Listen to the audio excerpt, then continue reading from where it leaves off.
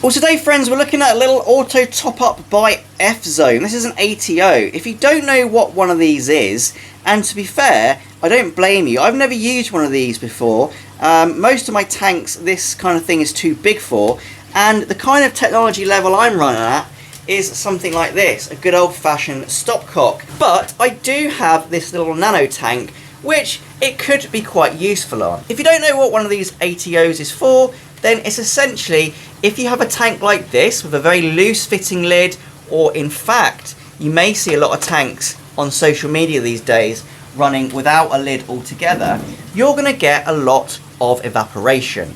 Now, in a freshwater tank, it's not such a big deal. You just top it up manually and it's fine generally. With a saltwater tank though, what will happen is the salt will be remaining in the tank while the water leaves the tank.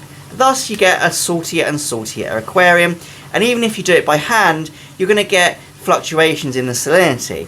The beauty of an automatic top-up is it does keep the salinity in your little tank nice and stable, which is great for corals and all of the inhabitants of your aquarium. So that's basically why you would use one of these little automatic top-ups. So this does remind me of another product from a company called D&D. I think it pretty much is the same thing, but obviously this one's branded Fzone. Now, looks can be deceiving. This might have features that the D&D one doesn't have, but at the same time, it might also be from exactly the same factory, just rebranded. Who knows? Let's take a look at it though, and see what this even looks like. Inside the box we have our manual. I'll have a look at that in a second. They're quite dinky little things. So this is our sensor. You can see it's got two little triangular nodules on there. It also has a little magnet, which is quite cool, and that means you can stick one side inside your tank and one on the outside and just magnetize it, which is quite good because I don't like suction cup things. They tend to wear out after time, and a magnet is just a lovely little feature. Inside there are some LEDs. They will indicate whether it's working and so on and so forth. We'll have a look a bit later. You can see all the electronics. I quite like clear products. They should really bring them back. I used to get clear mobile phones and clear calculators and things like that. And I used to like them. Showing my age now, I suppose. But this is quite cool. You can see everything inside of it. And then inside further, we have our little pump. Now, this is designed to fit inside of a barrel or something where you'd keep your fresh water for your top-up, which is why it's quite dinky. Made in China, not a problem. You can see here the voltage and current. I don't know what the wattage is though, I'm sure that's in the manual somewhere, or you can work it out from that. Quite a big head though, 2.3 meters is actually quite a large head for something so small. We'll test that out in a little bit later. Initially though, I can see already there's a bit of a quality control issue here. It's a bit of a split away from the plastic. You can see there it's nicely joined and there it's not. So initial impressions, thinking about it. And then we've got our 3-pin adapter. This is all pretty standard. Comes this way in the UK. I guess if you buy it in another country, you'll have 2 pins or whatever your local country uses. Now, you might think that's all that's in the box, and I did until I went like this, and there's more. We have some pipe work that attaches to your pump. We have a one-way valve, a little handy arrow on it telling you which way the water flows. We also have a little brace for the pipe work to go over the tank. So these are nice little additions that just make everything look a little bit neater and tidier. So we're all set up now. It does look quite neat actually, doesn't it? I like the lime green colour. It is pretty tidy. I haven't turned the power on yet. You can just see I'm going into my sump, so I'm not going to leave it here. This is just to demonstrate it. The one-way valve is installed, the pump's in there. It's a very diddy little pump, but it is designed to fit into a barrel. And then we've got all of our little cables. Now it is quite clearly labelled. We've got one power socket for your pump and we've got one power socket for your power.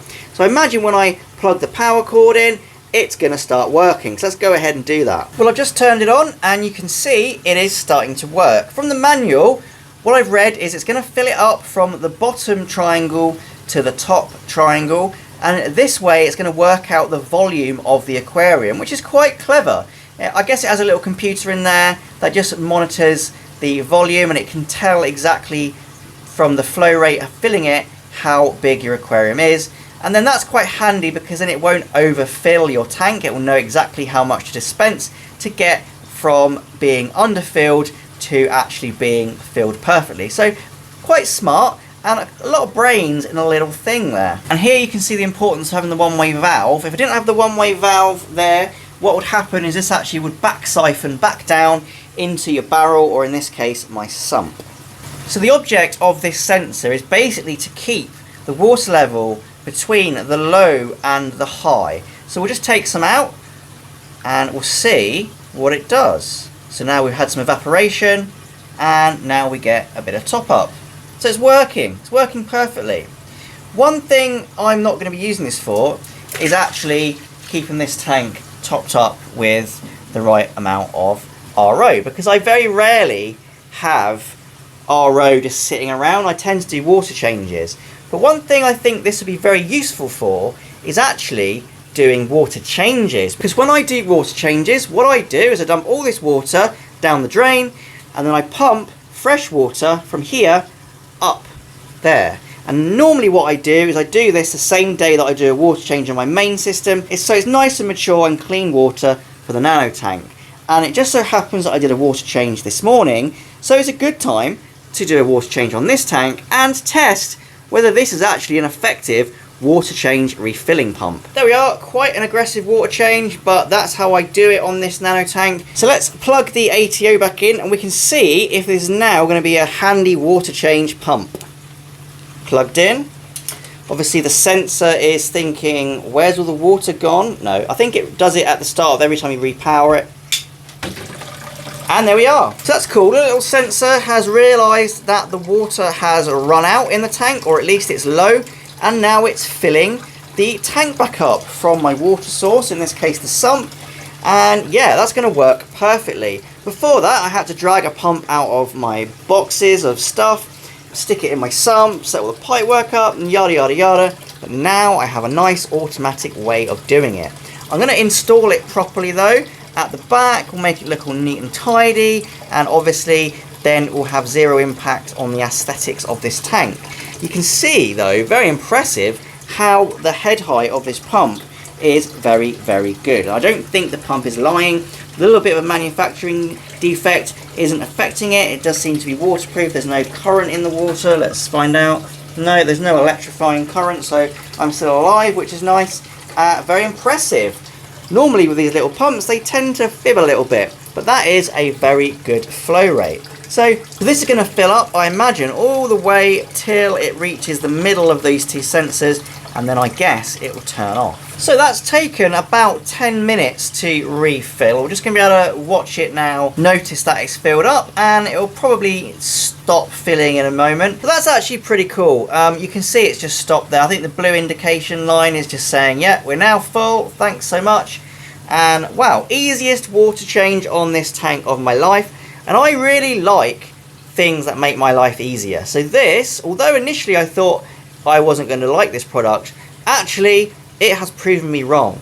Now, obviously this product is designed for topping up evaporation.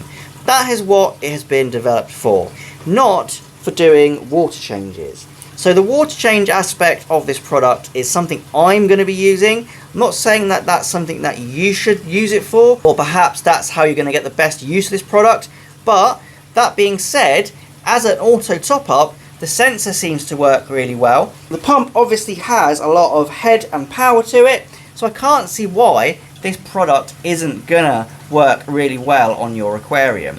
Now I'm going to install this properly a bit later on. I'll have it at the back of the tank, I'll have that at the back of the tank, I'll tidy all the wiring up, and you can see that it really won't affect the aesthetics of your aquarium very much at all. In fact, this blue LED and the green colour might even make it look a bit more high-tech. So yeah, really pretty cool, works very well, and actually I'm very impressed by this. I'll put all the links and things in the description, you can check it out for yourself. So thanks once again for watching. If you've enjoyed the video, please leave a like and also subscribe, and once again, happy fish keeping.